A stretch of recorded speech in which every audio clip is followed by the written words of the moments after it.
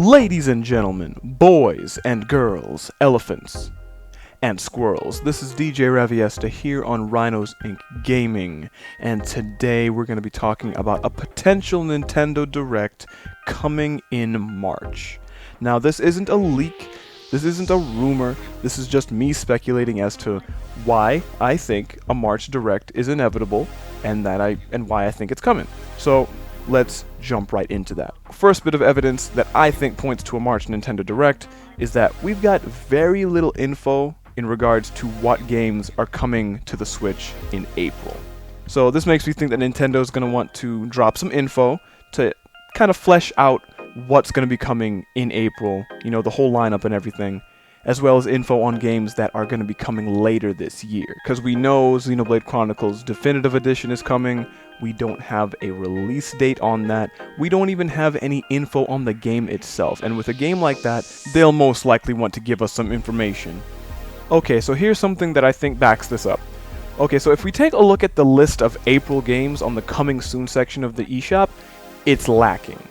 Especially when compared to the amount of games we knew were coming in March, before March even started. Usually we would have like a swath of different games listed for the coming month, mostly ones from indie developers, but there would still be a decent amount. And honestly, the same could be said about February. We knew a lot about the February games that were coming before February started. And to me, April really seems like an outlier here. Along with that, we haven't heard about many Nintendo-developed games that'll be coming after March. In order to build up hype and mindshare, Nintendo would most likely want to give us a Direct this month. And from a business standpoint, it just makes sense. People can't prepare to buy things that they don't know are coming. As of me recording this right now, there's only about 10 or so Nintendo Switch games that are officially listed to be coming in April. Now, while I do think that the lack of April games is pointing to the need for a Nintendo Direct, I also understand that it could just be a case of not that many games being scheduled for April to begin with. Okay, so just to clarify, what I mean by a need for a Nintendo Direct is essentially a need in the business sense, because Nintendo wants to make more money, and to do that they need to let people know what to buy so that they know to buy it, like I was saying earlier.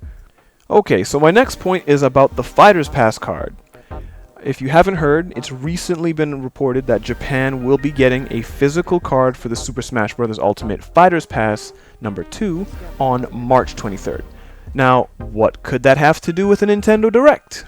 Well, since the card is slated to be coming on the 23rd, which is coming soon, Nintendo will want to give people an incentive to buy it. Now, what would drive that incentive? Well, the reveal of a character from the new Fighters Pass.